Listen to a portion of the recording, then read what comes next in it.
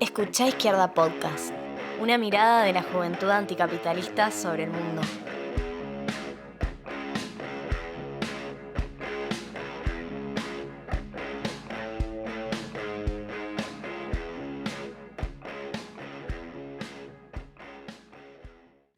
Bienvenidos, bienvenidas, bienvenides a Izquierda Podcast. Mientras atravesamos la crisis que significa la pandemia en el sistema sanitario y en la economía, mientras en los hospitales faltan muchísimos insumos, como venimos viendo en la campaña solidaria que estamos llevando adelante con la Juventud del Ya Basta y el Nuevo Más, mientras los pibes y pibas que trabajan como repartidores para las plataformas digitales se movilizan en el centro de la ciudad, mientras residentes, concurrentes, docentes, trabajadores municipales se movilizan contra la ley de la reta por el ajuste que esto está significando, el gobierno le desembolsó $352 millones al FMI. Y parece que nos sigue una y otra vez ese calvario en nuestro país que es la deuda externa. Que a veces nos preguntamos, ¿se puede no pagar? ¿Cómo se puede hacer? ¿Cómo puede ser que vivamos en un mundo, en un país donde mientras muere tanta gente, mientras la gente la pasa tan mal, hay que pagarle a un montón de fondos, de yanquis, millonarios y del resto del mundo una deuda impagable? Ese es el tema que nos toca hoy en Izquierda Podcast. Por eso, como siempre, me acompaña Mani Rueda. Hola a todos, ¿cómo andan? Me acompaña también Fer Bialuski. Buen día a todos, ¿cómo están? Y decidimos invitar a un queridísimo economista, Ramiro Manini, para que nos cuente un poco qué significa y cuáles son las implicancias de este tema de la deuda externa. ¿Cómo estás, Rama? Buen día a todos, gracias chicos por invitarme, un placer estar acá. Bueno, hoy me toca arrancar a mí y la verdad es que hay muchas palabras dando vueltas, bonos, deuda, parece que hablaran como para que no se entienda y para marearnos, entonces vamos con una pregunta bien sencilla que a más de uno le va a servir. ¿Qué es la deuda? Bueno, excelente pregunta, porque sí, realmente es un tema complejo. Todos sabemos un poco qué es endeudarnos, porque en general los que tienen tarjeta de crédito sabemos lo que es endeudarse con el banco, o sacar un auto en cuotas, una heladera en cuotas, pero los mecanismos de deuda de los estados son un poquito más complejos. El estado no se endeuda directamente con un fondo de inversión, por ejemplo, sino que el Estado emite una cosa que se llaman bonos o títulos públicos, que es eso de lo que se habla tanto y que se habla de la cotización de los bonos y todo eso en los medios y en los diarios, que es el instrumento que usan los estados para endeudarse con fondos de inversión, con bancos, etc. Un bono, a mí me gusta pensarlo así, es como si fuese una hoja A4 que tiene una parte que viene troquelada, ¿no? Como cuando uno pega esos papeles en la parada del colectivo diciendo que ofrece clases de saxo y la gente arranca los papelitos con los números de teléfono. Bueno, un bono, de hecho en el pasado era una cosa así, ahora todo obviamente es todo mucho más informático, pero bueno, un bono era una cosa así. Era una hoja que decía, este bono vale por $1.000 y se va a pagar, por ejemplo, el 1 de diciembre de 2024, y después ese bono podía tener 4 cupones. Un cupón que decía pagará $100 el 1 de diciembre de 2021, otro cupón que dice que paga $100 el 1 de diciembre de 2022, y así hasta el último cupón que pagará $1.100 el 1 de diciembre de 2024. Entonces nosotros tenemos un bono que consta de estas dos partes. La parte que dice este bono vale $1.000 y la parte que dice que en cada momento del tiempo el propietario de ese bono puede cobrar lo que dice el cupón. Un poco la idea es esta. Lo que dicen los cupones es lo que se llama el interés. Es lo que el que prestó ese dinero, el que adquirió ese bono, pretende que se le vaya pagando todos los años o 2 veces por año, depende cómo sea el bono en específico del que estemos hablando, y es lo que ese inversor pretende cobrar por haberle prestado ese dinero al Estado. Y los $1.000 es lo que se llama capital. Entonces un bono consiste de dos partes. Una parte que es el capital, que es el monto de lo que te prestaron, y una parte que es el interés, que es el monto que vos tenés que ir pagando todos los años o todos los meses, depende de cómo sea el préstamo que vos tomaste, y es lo que vos le tenés que ir pagando al inversor. La deuda externa, la deuda de un país, es el conjunto de estos bonos que se emitieron, que es el conjunto del capital y el conjunto de los intereses que el país tiene que pagar. Bueno, y ya que hablaste del pasado, me estaba preguntando ¿cuál es la historia de la deuda externa en nuestro país? Bueno, la historia de la deuda externa en la Argentina realmente es una historia muy rica, porque básicamente la Argentina se independizó en 1816 y la deuda externa argentina arrancó en 1824, así que tenemos prácticamente 200 años de historia de la deuda externa en nuestro país. Es una historia realmente muy compleja, con muchas idas y vueltas. Un poco, yo para enfocarnos en el programa de hoy, quería hablar de la deuda externa argentina un poco del siglo XXI, porque es lo que nos ayuda más a entender qué es lo que está pasando con la reestructuración de la deuda hoy, con la política del gobierno de Alberto Fernández, que quiere pagar la deuda externa y quiere pagarla al FMI. Así que un poco me voy a concentrar en la deuda externa que arrancó hace 20 años, ¿no? Un poco el primer hito que yo quería mencionar con respecto a la deuda externa es la crisis del 2001, la crisis que terminó con el argentinazo el 19 y 20 de diciembre de 2001, que bueno, la crisis del 2001 fue una crisis de la economía y también una crisis de la deuda.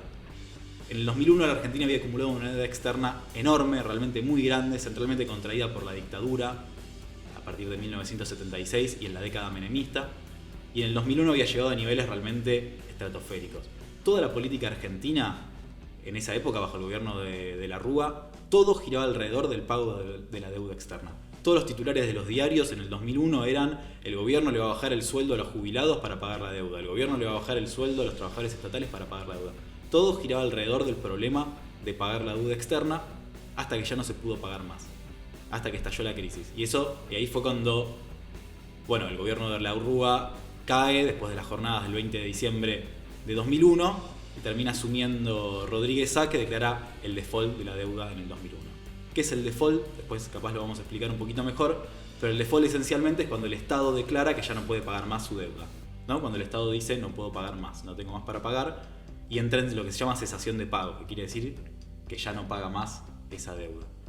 Bueno, la Argentina estuvo en default hasta el año 2005, cuando el gobierno de Néstor Kirchner, junto con Labaña como ministro de Economía, deciden reestructurar la deuda esa que había entrado en default en el 2001 y que la Argentina venía sin pagar durante 4 años. Deciden reestructurar la deuda llevando adelante una quita, tanto de los intereses como del capital, para que la Argentina pueda volver a pagar su deuda externa, y la idea que tenía el gobierno de Néstor Kirchner, que la Argentina pueda volver al mercado de capitales, o sea que se le saque el título de país que está en default, ¿no? Que sea un país que vuelve a poder jugar en la liga de los países que pagan su deuda y pueden pedir prestado.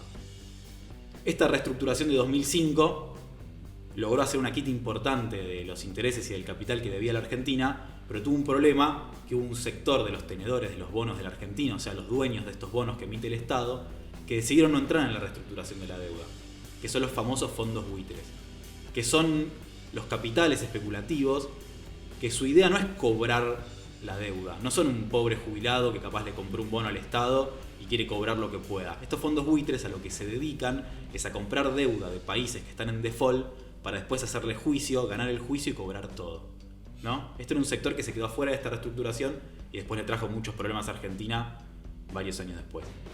Bueno, ¿y qué otras acciones tomó el kirchnerismo con respecto a la deuda? No, bueno, la verdad, el papel del kirchnerismo con respecto a la deuda fue nefasto. El kirchnerismo es un gobierno que quiere mostrarse a sí mismo como un gobierno que desendeudó la Argentina y fue toda una gesta antiimperialista. Pero realmente todo lo que hizo el kirchnerismo con respecto a la deuda externa argentina fue un desastre.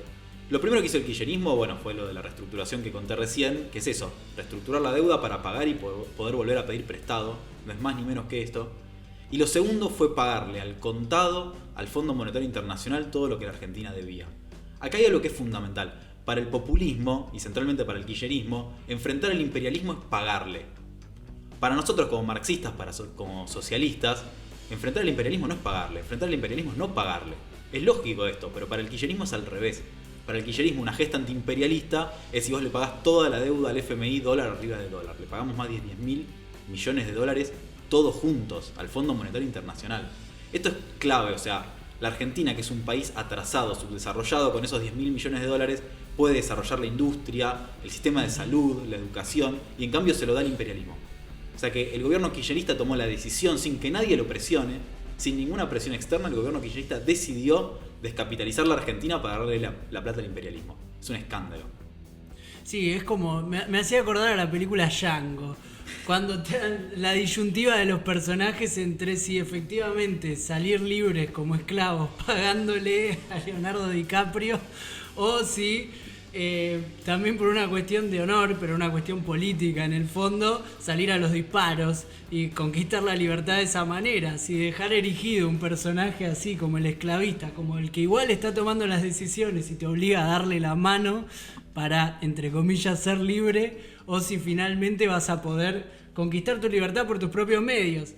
En ese camino también, digamos, de las patas cortas del reformismo, que no termina de poder salir de la posición de país tercermundista, porque finalmente vos pagás la deuda y la deuda después vuelve. ¿Cómo se sale de esto? Es un poco la pregunta hoy del podcast, pero también pensar qué son estas instituciones, ¿no? Claro, obvio. Hay una cosa fundamental. Un país como la Argentina no se puede desarrollar sin romper con las instituciones del imperialismo. Esto es así, y es categórico. Y además hay una cosa más que hizo el kirchnerismo que es muy pérfido, que tiene que ver con esta idea de descapitalizar el país y dejarlo sin los dólares que necesita para desarrollarse, que tiene que ver con que el kirchnerismo quería pagar la deuda para poder volver a endeudarse. Pero la cosa es más difícil, porque como los fondos buitres se quedaron afuera, la Argentina no terminó de ser un país bien visto por los fondos de inversión para prestarle. Entonces, no fue fácil para el kirchnerismo lograr endeudarse durante su mandato. Lo que hizo el kirchnerismo para tener caja y para endeudarse fue usar la plata del ANSES.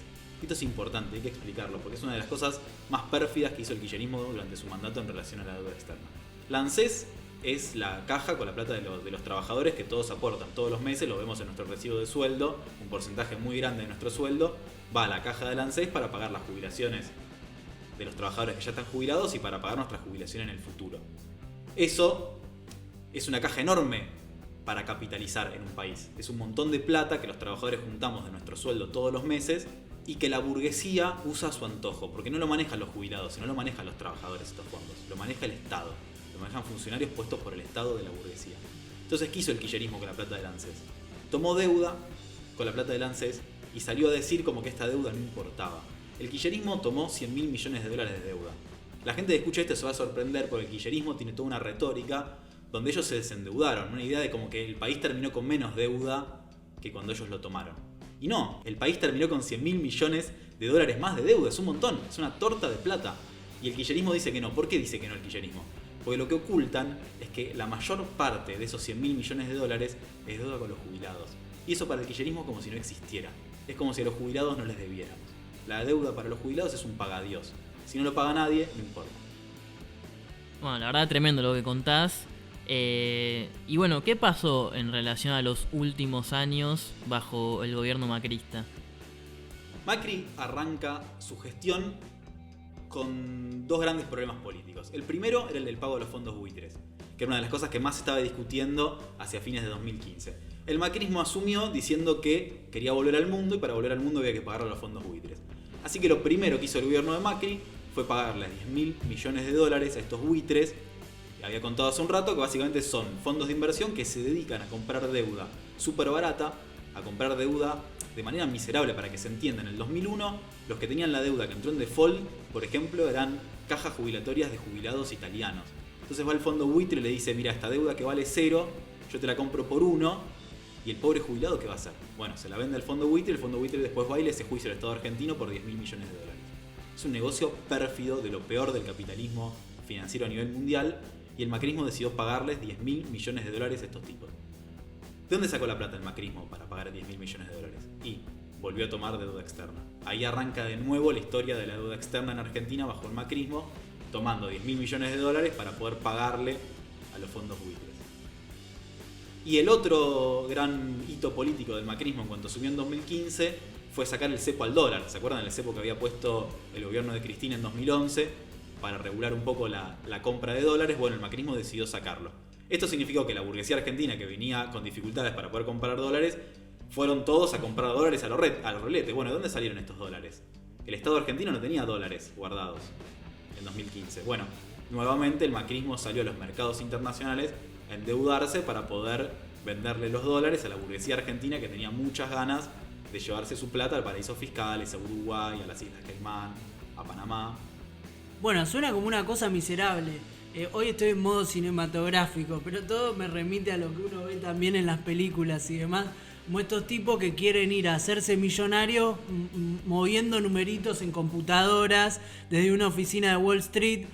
Yo no sé exactamente cómo es un fondo de inversión, nunca estuve en una oficina de un fondo de inversión, pero me imagino algo así, un tipo que está buscando dónde hay una oportunidad sobre la miseria de otro, como puede ser el país Argentina o una empresa o demás, para comprar algo barato y venderlo caro. Es como una idea así, como esperar a que vos tengas un problema, una miseria para terminar agarrando y haciendo guita con eso. No hay ningún trabajo, no hay ningún valor. Entonces, desde esa ideología ultracapitalista, a veces embellecida en las películas norteamericanas, que uno lo refleja. Y también pareciera que es parte de lo que es la burguesía argentina, empezando por la familia del propio expresidente Macri y sus amigos del country, que son los que agarran plata barata que les da el gobierno y la sacan afuera y la venden un poquito más caro. Sí, en primer lugar, el problema, bueno, ¿quiénes son los que le prestan plata al gobierno de Macri? Eso capaz es lo central, porque bueno, el kirchnerismo le pedía la plata prestada a los jubilados argentinos y no les preguntaba mucho, bueno, ¿a quién le pedía plata prestada al gobierno de Macri? Bueno, esencialmente la idea del gobierno de Macri era un gobierno de CEOs, ¿no? O sea, que estuvieran en cada ministerio del Estado tipos que se dedicaran a eso en la gestión privada. Bueno, ¿a quién puso Macri de ministro de Economía o ministro de Finanzas? Bueno, todos tipos que se dedicaban al mundo de las finanzas. O sea, que en realidad el gobierno de Macri le pidió prestada plata a los amigos de los funcionarios, a tipos que se habían codeado con ellos en las fiestas de Wall Street. O sea, ese nivel de repugnancia es todo el manejo de la deuda macrista. Bueno, estos fondos de inversión básicamente son grandes empresas que se dedican a captar el ahorro de los capitalistas, que no lo quieren invertir en nuevas fábricas, nuevas máquinas, etc. Y también muchas veces el ahorro de trabajadores. Uno cuando pone su plata en un banco, le está dando su plata al banco para que el banco después pueda hacer las inversiones que quiera. Bueno, estos fondos de inversión a lo que se dedican es buscar oportunidades en el mundo para ganar plata, no produciendo, sino para ganar plata con distintos activos financieros. Hay activos financieros que rinden muy poco y son muy seguros, como por ejemplo prestarle plata al gobierno de Estados Unidos, pero hay gente que quiere ganar más plata que un 1% por año. Bueno, esos entonces empiezan a buscar países como la Argentina, donde ven oportunidades de negocios con gobiernos neoliberales como el de Macri, para ver si le pueden prestar a una tasa mucho más alta y obtener ganancias impresionantes en poco tiempo. Esa es un poco la idea. Eso significaría que vos le estás prestando dinero a un país que para devolver ese capital, esos intereses, debería tener una tasa de crecimiento que la Argentina nunca tuvo, por ejemplo, o que es muy difícil que tenga. Sí, totalmente lo que dice Fede. Vos para pagar una deuda externa así necesitas un crecimiento muy grande, que era obvio que la Argentina bajo el gobierno de Macri no iba a tener. Macri salió a mentir mucho con la lluvia de inversiones, pero todos sabíamos que eso era mentira, que el país no iba a crecer. Entonces hay una lógica muy fuerte del endeudamiento de Macri, que a partir de este endeudamiento inicial para pagarle a los fondos buitres, para darle dólares a la burguesía cuando salieron del cepo, se empezó a tomar deuda para pagar la deuda. Lisa y llanamente eso, porque el crecimiento que generaba Argentina no alcanzaba para tomar esa deuda que el gobierno había sacado. Entonces se genera un esquema, uno podría decir como un esquema piramidal, donde el gobierno puede pagar sus deudas simplemente porque hay otros capitalistas, otros inversores que deciden prestarle, y así sucesivamente, aunque cualquiera con dos dedos de frente se podía dar cuenta que esto se podía terminar. Ese es un poco el esquema de la bicicleta financiera, que ahí me quería meter un poquito con eso. El gobierno, para tratar de frenar la inflación, tomó una política que, ¿se acuerdan? Que la gran discusión en Argentina en 2015 era el problema de la inflación y cómo el kirchnerismo no había podido contenerla. Tomó una política que se llama una política monetarista en economía, ¿no? Que es decir, bueno, vamos a bajar la inflación poniendo la tasa de interés muy alta. Y ahí inventaron estos instrumentos que eran las LEBACs, que después se llamaron las LELIQs, que seguro a todos les van a sonar, que básicamente son bonos, como los que había explicado antes, pero en vez de ser en dólares son en pesos. Y que rendían una tasa de interés altísima, entre el 30%, incluso llegaron a rendir el 60% de interés. ¿Qué es lo que hacían los capitalistas de todo el mundo, los inversores que veían estos bonos? Traían los dólares a Argentina, los cambiaban a pesos, compraban estas LEBACs, rendían un 60% y estaban esperando cuál era el momento en el que el barco se hundía para convertir todo eso en dólares y llevárselo con ganancias astronómicas. Porque el gobierno al mismo tiempo mantenía planchado el dólar. Entonces vos entrabas con un dólar, por ejemplo, a 16 pesos, ganabas un 60% en un año y te llevabas de vuelta esos pesos para Estados Unidos, por ejemplo, con un 60% de ganancias. Este es el esquema de la bicicleta financiera. Para eso el gobierno de Macri tomaba deuda, una deuda que era cada vez más impagable, Bueno, entonces con todo esto de la deuda macrista me parece que podemos sacar una conclusión, que hay una cosa que se dice mucho en los medios, centralmente los economistas de derecha, como por ejemplo el ridículo de Milei, que dicen que la deuda externa en Argentina en realidad es culpa de los docentes que quieren cobrar un sueldo, o de la educación pública, o de la salud pública. Y eso hay que desarmarlo absolutamente. Es mentira que la deuda externa argentina es para cubrir un déficit fiscal, es para pagarle a los docentes, para la salud, para la educación. Es absolutamente mentira. Porque todos esos gastos son en pesos y la deuda externa que tomó el gobierno de Macri es en dólares. Toda la deuda externa que tomó el gobierno de Macri es para garantizar algo muy simple, que es que la burguesía argentina y las multinacionales que están en el país, estamos hablando Ford, Volkswagen, IBM, Roca, Bulgeroni, todas esas personas que escuchamos hablar en las últimas semanas, que son los tipos más millonarios de la Argentina, que básicamente son los dueños del país. Bueno, la deuda externa del macrismo era para garantizar que estos tipos pudieran convertir sus ganancias producto de la explotación de los trabajadores en Argentina en pesos, las puedan convertir a dólares y llevárselas a Uruguay, o llevárselas a Miami, o llevárselas a las Islas Caimán. Para eso es la deuda externa del macrismo, no para pagar a los docentes. Es para que estos tipos puedan agarrar sus ganancias en pesos y llevárselas en dólares para el exterior. Bueno, por todo lo que nos venís contando, entonces estamos hablando de una deuda que se usó centralmente para financiar la fuga de capitales, una verdadera estafa, hay que decirlo con todas las letras. Sí, exactamente, es como dice Mani, la deuda externa del macrismo fue centralmente para financiar la fuga de capitales, o el nombre técnico que le ponen, que es la formación de activos externos, que básicamente es eso, es endeudarse para permitir que los millonarios de la Argentina puedan convertir sus ganancias en dólares y llevárselas afuera. Y ahí entra otro actor en esta historia del endeudamiento macrista, que es el Fondo Monetario Internacional, el FMI.